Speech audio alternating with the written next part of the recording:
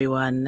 It's time for another edition of One on One. My name is Titilayo Oyinsan. It's a pleasure.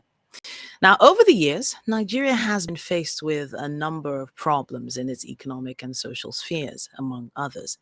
Problems which, when put together, account for its, some people say, stunted growth. And in a bid to explore the future of the nation, the Imagine Nigeria initiative, which seeks to inspire new thinking and explore alternative scenarios to achieve the Nigeria of our collective dreams, has identified virtually all of the issues bedeviling its growth.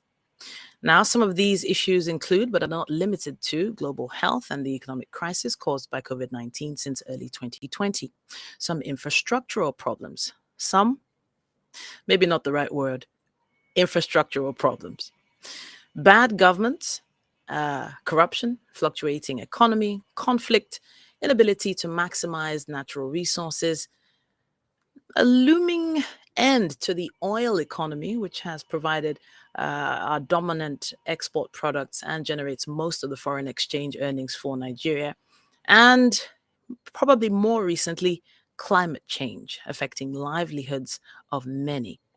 There's also marginalization of the minorities. There's also unemployment, underemployment, and then, above all, insecurity. Governance, by all means, happens to be the chief among most of the issues plaguing Nigeria. In fact, that issue of governance is often a conversation in WhatsApp groups that have to do with women, men, and even young people. So why is it important for us to discuss these issues? In view of the 2023 general elections, conversations centered around nation building, governance, and Nigeria's socioeconomic development are quite pertinent, all of which will hopefully aid the forging of a great nation. Now, according to the findings from the Imagine Nigeria report, it examines Nigeria's future up to 2050.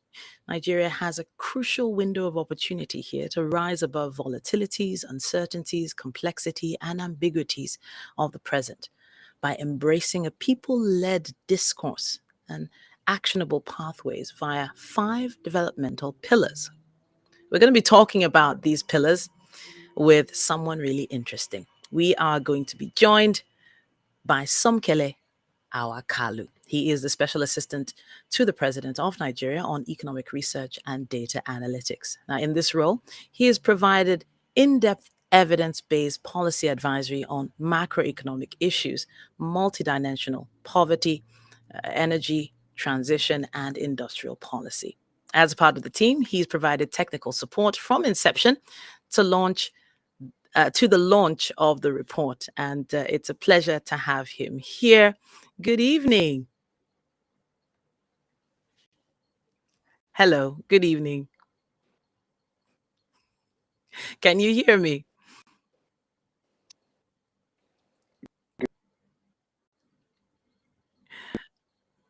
All right, then.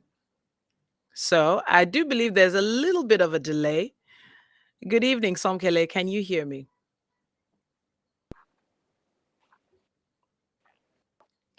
All right, then. Hopefully, it'll settle down.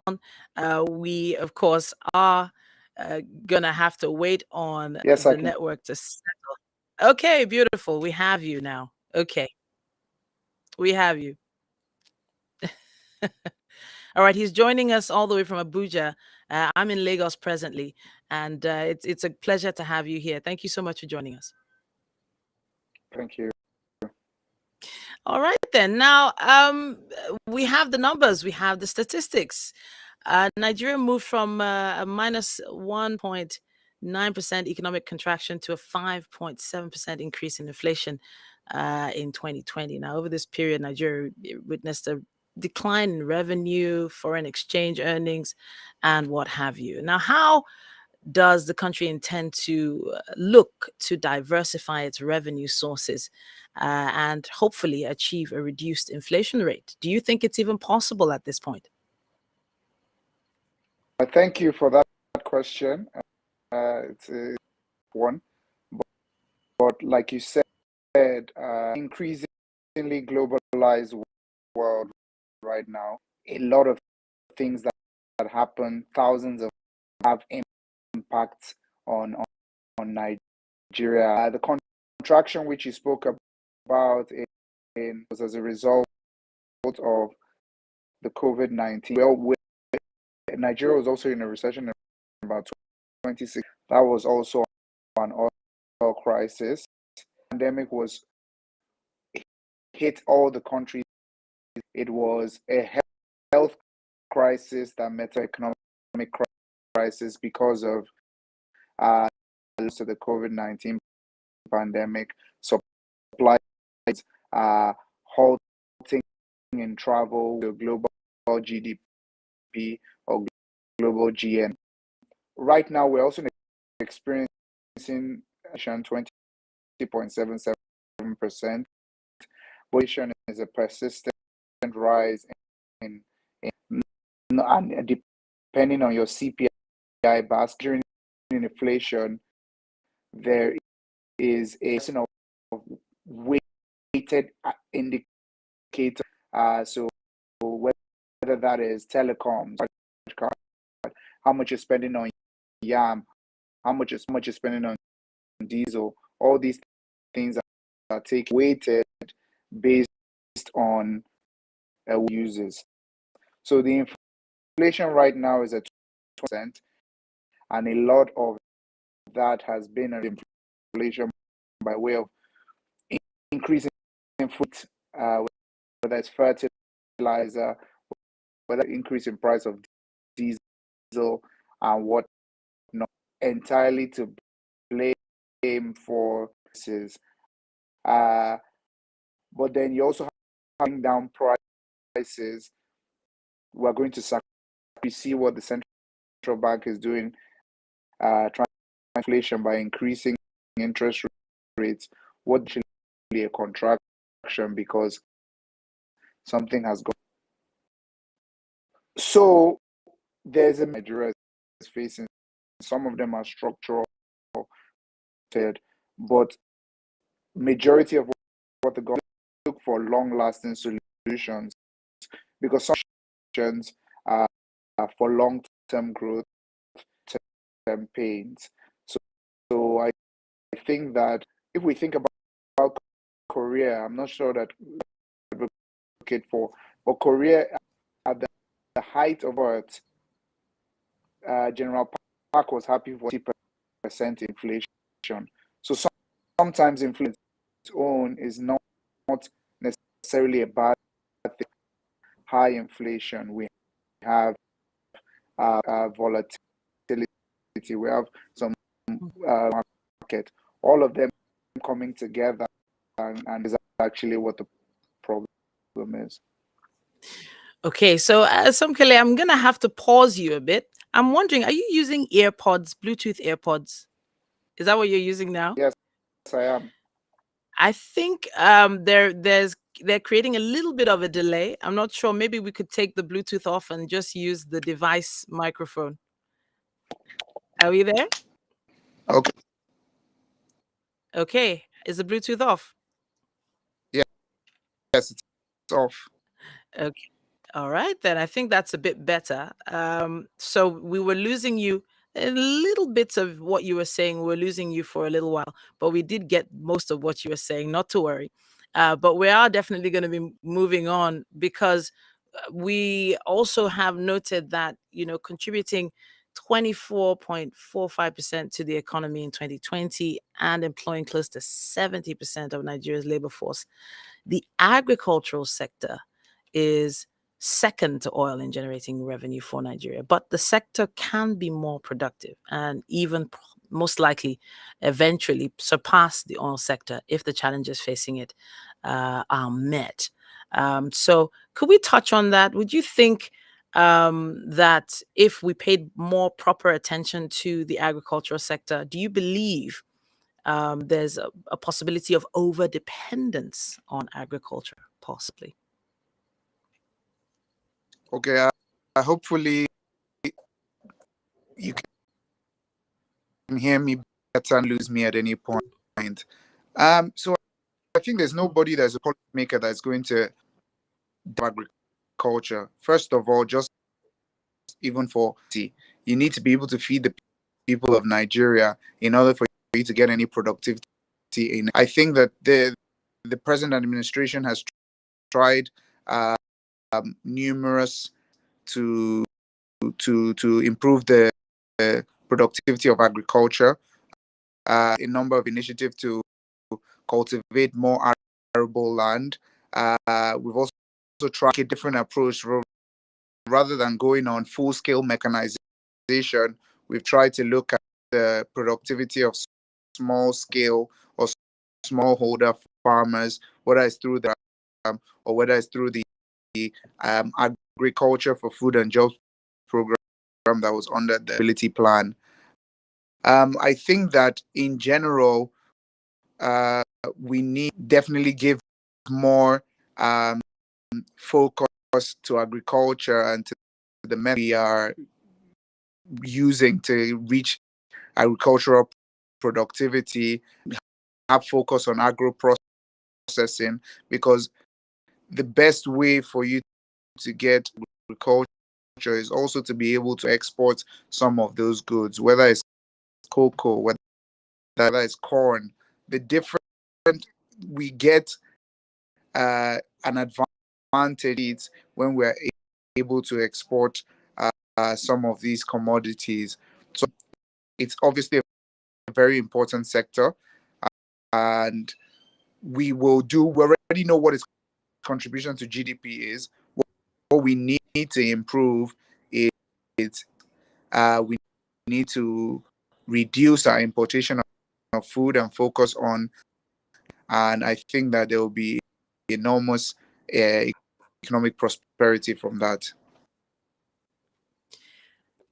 Honestly, my whole idea of the Imagine Nigeria project, it took me in many different directions, and I'm hoping that with the conversation today, we can sort of pinpoint why this project came to be and how you also got involved in it.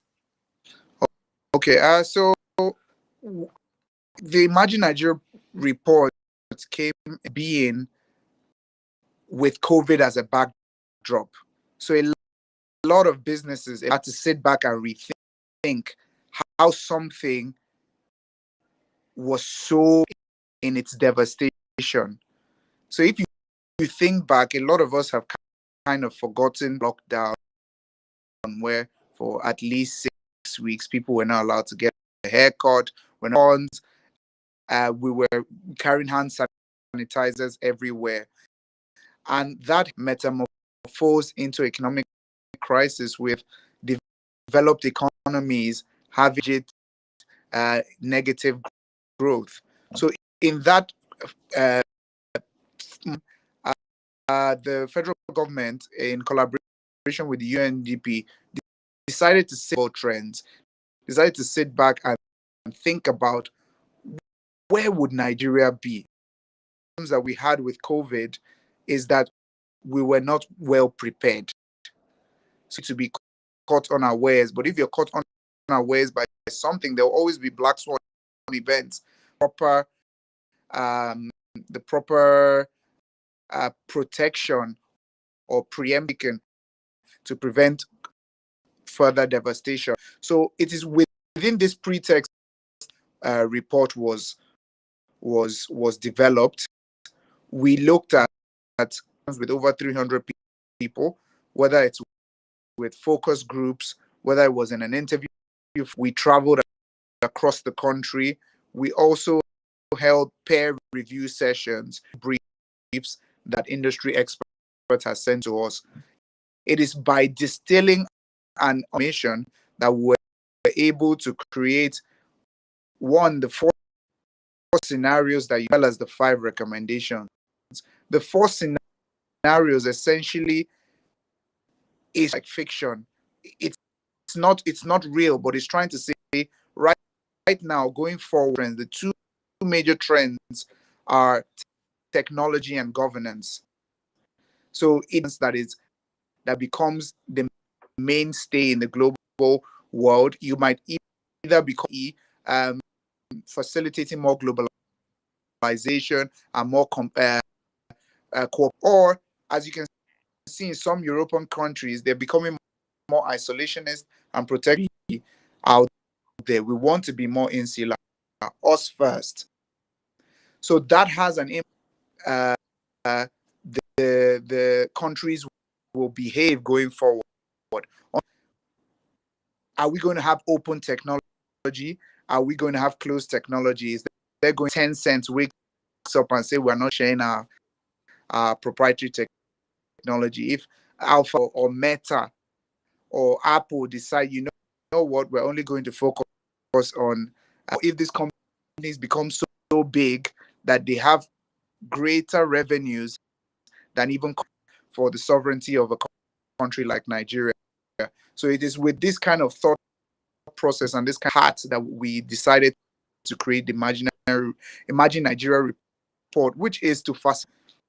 It is not a planning document in any way, because we have the National Development to 2025. We have various master plans within streets in Nigeria, which are backed by law. So this is essentially trying to drum up a community. Look at the ideas that we have. Look at it as we have distilled it in this way. You, as an individual, how does this affect your private sector company?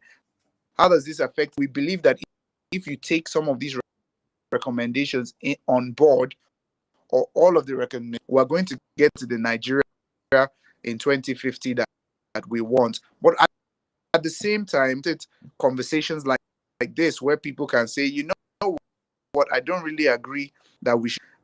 And that will also facilitate conversation on, okay, what direction do we want to go? Part of it, because of the work I do, this team in the office of the vice president and the chief of staff's office, to try to facilitate the report. So that is how I got involved. Okay, so honestly, I'm so pleased you're able to break some of this down, because it did feel like a lot of information. When I got the report, it felt like a lot. It felt like yes, it's been put together in a very creative way. There are a lot of colors, but then getting down to the nitty-gritty, the 5 recommended pillars are the main focus. And I pinpointed them right here. Let's see if I can share that again. It starts with building a culture of innovation, build trust, catalyze the green economy, and lead Africa. I would love it if we could take them one by one. What do you think? Okay. Building a culture of innovation. What's that about? So building a culture of innovation, essentially, in order for us to get to the promised land, let me just use that. You have to be able to develop you have to have research and development that's going to get to the leadership, or the point where Nigeria should be, by only or borrowing innovation. You have to be able to create a system where with there you can invent things, and innovation is essentially increasing utility, whether it's marginal utility. So you get this pen, and you're able to make this pen do a lot more than what I believe innovation is. So within the report, what we have spoken about, we have to have a national system of be able to know that, okay, these are the ways in which, if you have an idea, whether they are copyright, trademarks, we need to have a whole system of somebody who is paid to know where, if I start this journey, I need to be able to know where I'm going to end up. Another of innovation is we need to invest in key sectors. Right now, we're seeing a lot of going on in the tech space, especially fintechs. But with fintech, that applications and so on. But there's agri-tech, there's edutech. There's so many other that if you invest the right amount of money in it, we're going to see results. Because at the end of the day, is a good incentive for innovation. Hmm. If I'm going to start up something and I feel like I'm the road, I'm not going to, it's not going to spark my creative juices. And not to have robust monitoring and evaluation tool. So sector, we need to be able to monitor that innovation ecosystem and ask, why did this not work? Okay, let's go again. So these are some of the, I believe that we can build a culture of innovation. We want to bore people with going through every line by line.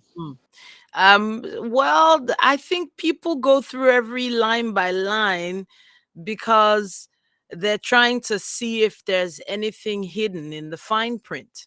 And that takes me to my next Yeah. angle here, the issue of trust. That fine print, because it feels like there's a lot that needs to happen to build trust between the government and its citizens. And I do believe building trust is one of the pillars mentioned here. Yes?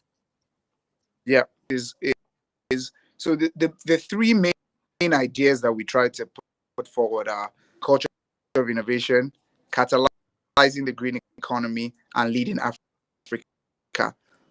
Is the idea of building trust. There's nowhere where we can decide trust deficit is not increasing every day.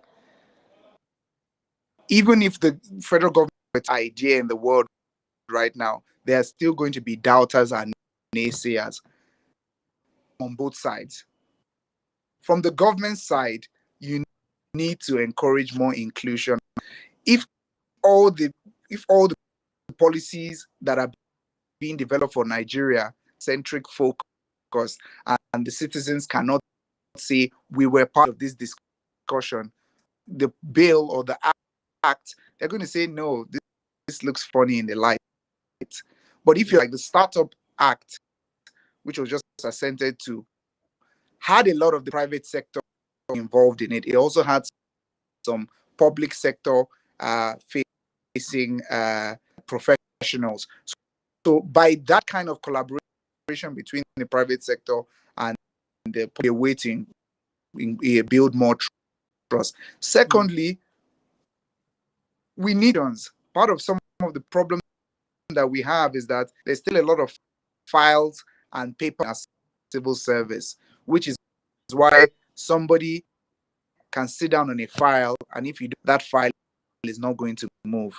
If you're able to digitize your processes or digitize, you can be sitting in the comfort of your home and realize that, okay, this is where my is, and go through the proper due process to get. So that's also part of the issue that the government just essentially inclusion, participation, digitalizing the institutions. We also, for instance, in the past, all sorts of animals have swallowed monies, whether it's a snake, a cat, a dog, you went there, whatever, not me. that kind of Okay. need to be able to say that no, this doesn't stand. A termite can't do this. We need to actually, because there's a difference between corruption and bad for sure. But impunity is I'm corrupt and so what?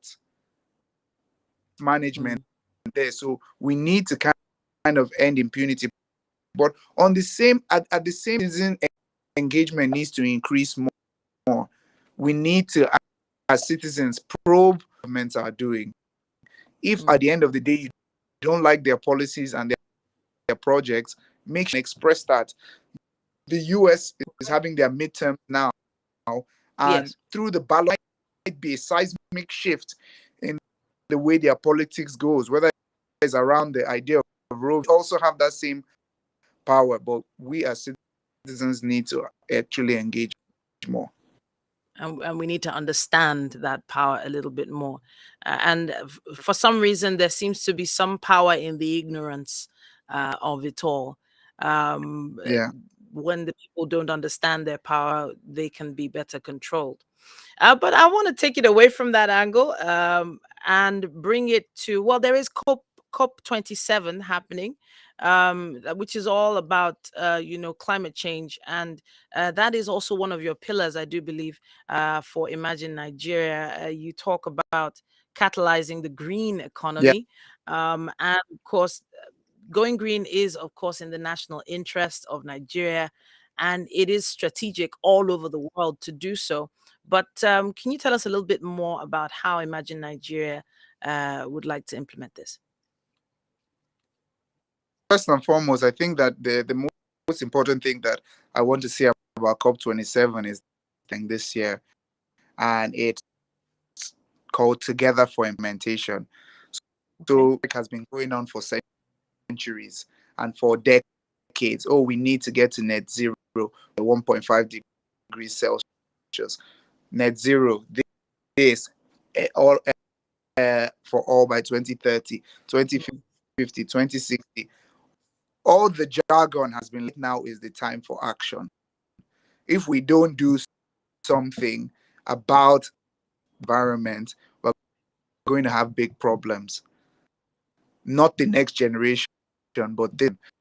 So part of what the Imagine Nigeria report has thought about is that we need to understand what our overall goals are. There's something called nationally determined contribution. We have something like council that we just got a director general for. There's an energy transition operating from Abuja that has a lot of experts that are trying to bring the necessary finance. To get the green agenda is expensive. We need to get the right amount of money. The government needs to have a green agenda and coordination amongst all these facets of me. Secondly, we also need to green the entire value chain. Don't just start from one end and think about this and that. Bitcoin has an impact when you're mining, for instance, cryptocurrency. When you're thinking of when you're trying to get paper, that has an environmental impact. So the chain in production or any activity needs to be looked at to say, green, where am I not, where am I green, and have those tied to the that I mentioned. Another thing that needs to happen is we need to manage waste better. There's not enough recycling. This needs to be part of us in prior to now. There wasn't just different waste bins. So in case it's a plastic bottle, in case it's non, so that from that standpoint, and it became second nature to us how to. So there's so much that we can do in the green space. We need to empower more greens with investment. So there are some SMEs now that are doing things that are creative, like hydroponiculture. People that are keen on recycled material for food, packaging, recycled material for clothing. How do we fund those SMEs and take a bigger position in the economy? So these are some of the ideas putting forward in terms of catalyzing the green economy. There's an overall from the UN and Sustainable Development Goals 7 and 3. But I think within Nigeria, we need to have an idea of where it is with our own responsibility for climate change too. I've had the opportunity to have conversations with many different SME owners who have many different challenges trying to get funding for their SMEs, especially with regards recycling, even if it's just to use it for art.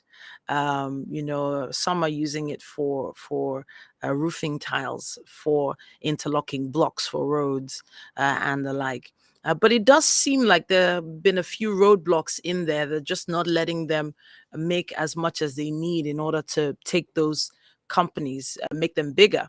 And I do think it still then leans back to trust. And this issue of trust, with trusting the government to get things done. It does feel like we have leaned a lot on government in the past, and people are eventually trying to find their own feet. But then, what is the national narrative? I saw that in what this is an infographic, I believe. Yes. Facilitate a national narrative. Do we actually have a narrative? Is it, are we just putting one together? And if we do have one, how is it possible that we're all not familiar with it? Okay, so this is the crux of the entire report for me. Facilitating a national narrative, say facilitating a common national narrative, or bringing a national words put in that way are on purpose. For any country to move forward that is long term and sustainable, there must be a narrative. There must of the common threads that bind the citizens. American, what is the American dream? There is a clear American, whatever it takes in America to foster that dream. So if you've never been to New York, you believe that is the best place in the world. If you've never encountered federal police or state police, you believe that they can solve any crime. Those narratives have been carefully cultivated. To understand what a national narrative is what is binding me and this Nigeria, what is binding all of us as a community, and the direction where what are the stories that we tell ourselves about who we can be collectively as a country. This is essentially what facilitating a national narrative. Not speaking on behalf of the Secretariat, don't think we have a narrative now, which is why it's essentially come together and think about what the Nigerian narrative is. Very important to determine what we do in trying to lead Africa, what build catalyze the green economy, what we do in terms of a culture of innovation, the tying mechanism of all the other ideas in the report. So when we think about it, in America, sorry, I have to give comparison. That's the nature of me being an economist. They hold Benjamin Franklin, Harriet Tubman. They have this whole pantheon of that the average American wants to emulate. Who are our own national the pantheon of that? We hear a lot about our founding father, Nnamdi Azikiwe, Obafemi Awolowo. How do we put them on a level where they are trying to be like them? We need to also decolonize. A lot of Nigerians just think that Nigeria started from 1960. We got our independence from 1960. Queen Amina and Jaja Vopobo. These date back to 200, 300 centuries ago. They decolonize that part and not know more about Lord Lugard and Florence, the Jaja of Opobo or Usman Dan Fodio. So I think that these are some of the things we need to put back civics. There are Nigerians right now that don't know the national anthem.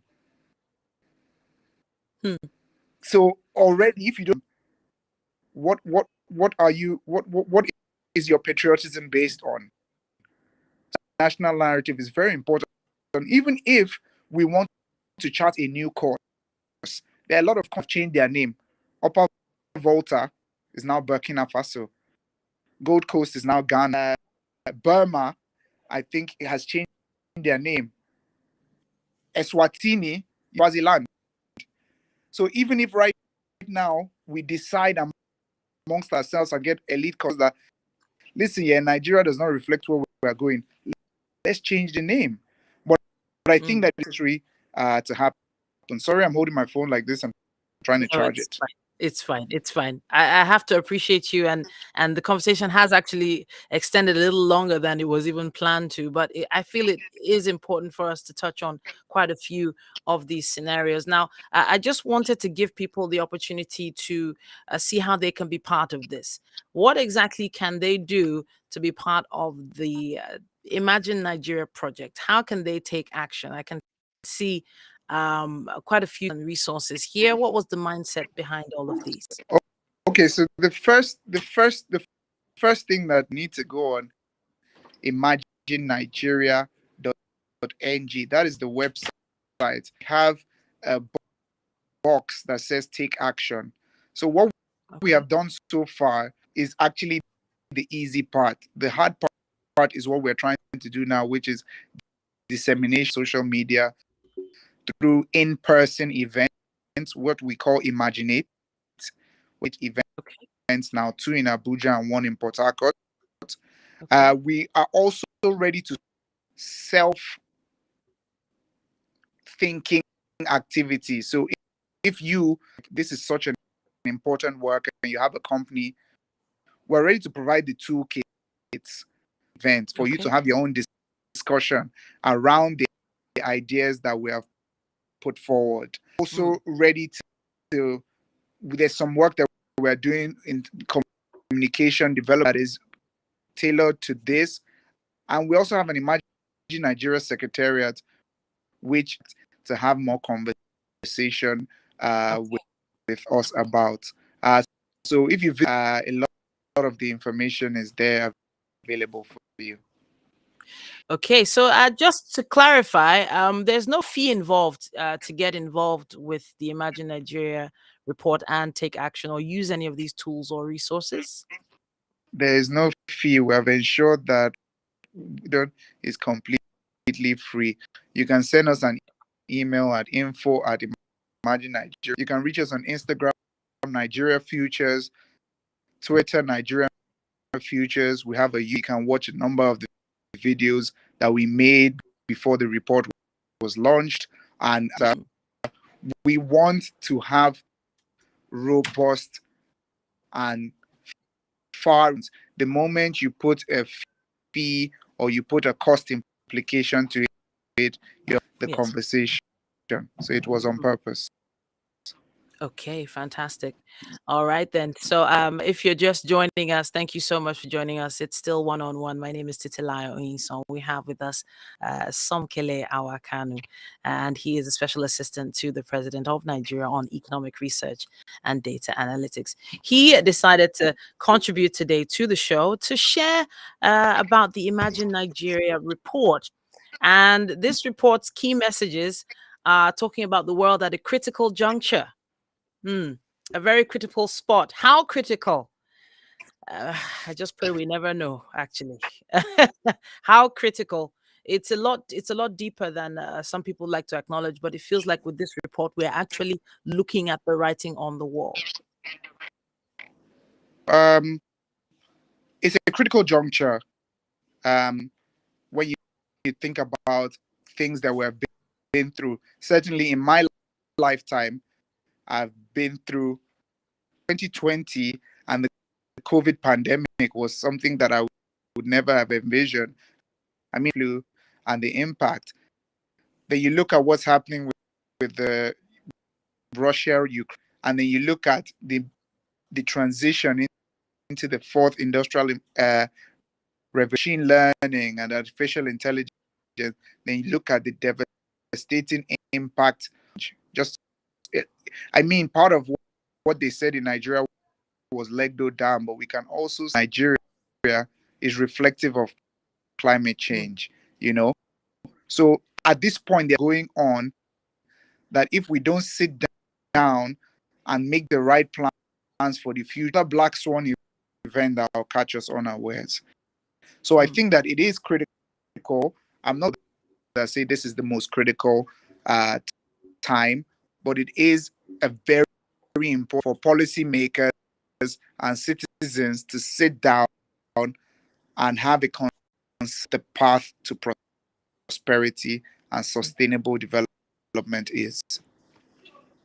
I have to say a big thank you to you for stopping by and having this conversation with Thank us you. today. I do believe we've been able to go as deep as we can within this short space of time into what is called the Imagine Nigeria report. Now, if you're just tuning in, it's a foresight exercise meant to explore the future together as a nation. It's a multi stakeholder process driven by the federal government of Nigeria in conjunction with the United Nations Development Programme, UNDP, and the project seeks to inspire new thinking and explore alternative scenarios to achieve the Nigeria of our collective dreams. So, just off the top of your head, a dream for Nigeria, something you envision for Nigeria, just before we go, the biggest, most elaborate thing you can think of. I believe I've always had the belief that Nigeria is one of the major superpowers in the world because we have. Oh, I'm not using resilient in the negative way where it's suffer and smiling. I'm talking about anywhere in the world and achieve. We need to have collective. Shouldn't be drawn back by religion. We shouldn't be drawn back by tribe, by gender.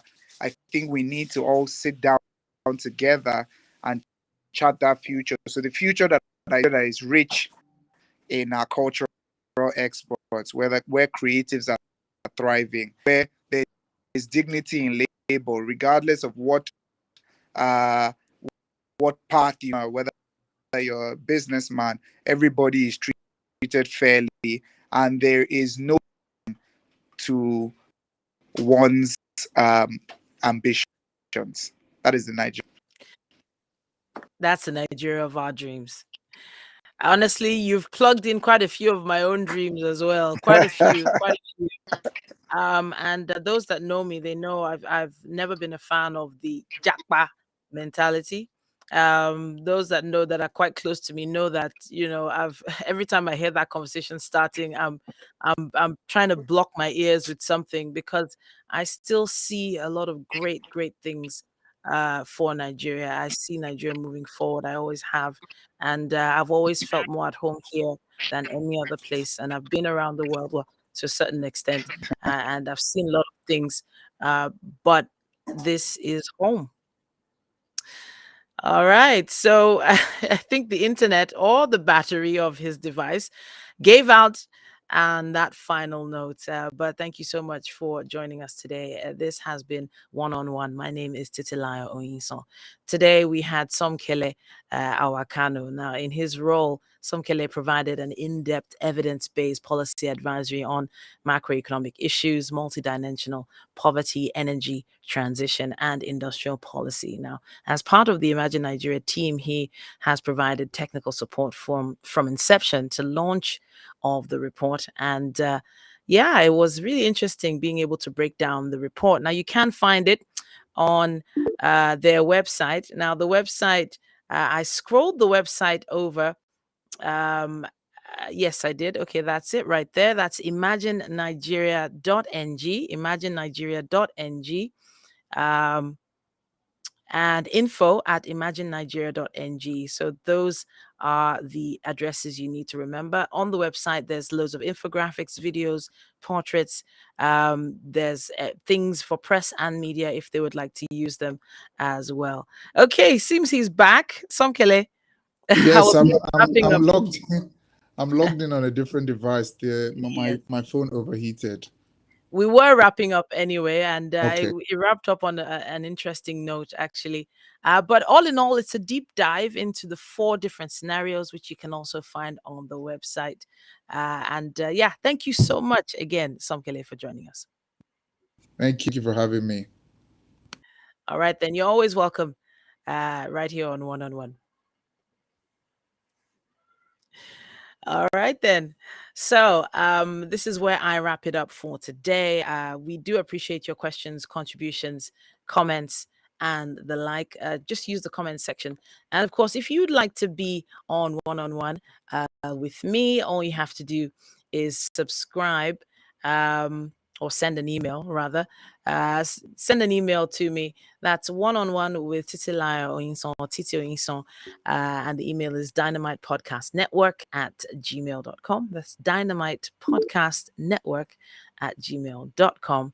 As soon as you send an email, we will get back to you with scheduling. We like to have really interesting conversations on this particular show, and we don't hesitate to go right into it. I have a passion for having interesting conversations, and those that know me know that I will continue. Until I come your way next time, have a wonderful day.